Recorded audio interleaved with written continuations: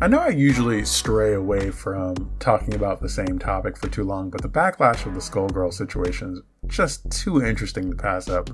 Today, we'll be talking about claims that Skullgirls was censored in order to remove the underage pornography. And honestly, I just wanted to further elaborate because this is the main argument that people continue to lead with.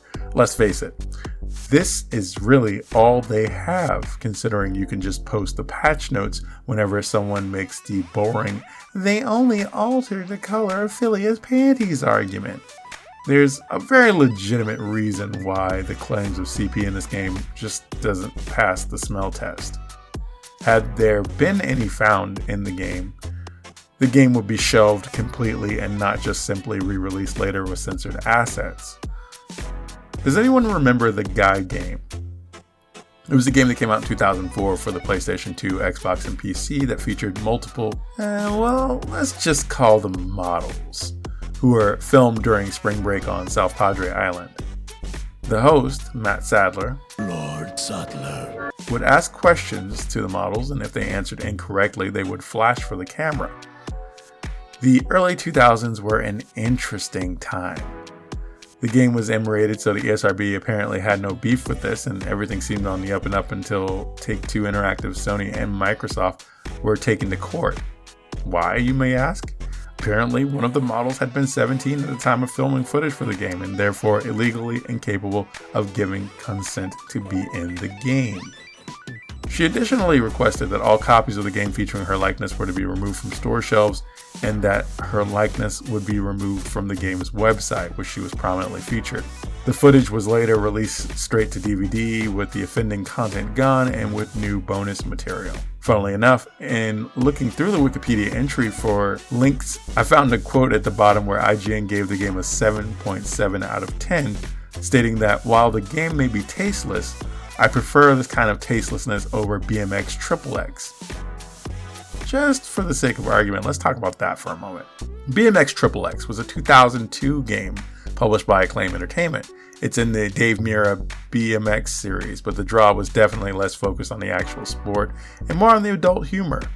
The game featured video footage of strippers from the strip club Scores in NYC and was originally supposed to be a standard Mirror freestyle BMX game before the developers felt like they wanted to appeal to an older audience. According to an old Vice article, one of the developers jokingly suggested that adding strippers to the game would be fun, and it just went from there. Again, the early 2000s were such an awesome time. So, how did this go, you may be asking? Not very well. The reviews for this game were mixed to mostly negative, with complaints about uninspired level designs, characters getting stuck in the environment, objectives being repetitive, and controls being simplistic with very little inertia. This was another instance of the optics ruining the game, as Dave Mirra pulled out of the game due to the negative stigma of the subject matter. Walmart and Toys R Us also refused to sell the game, and I myself, who had been working at GameStop at the time of the game's release, noticed that the customers had avoided the game like the plague.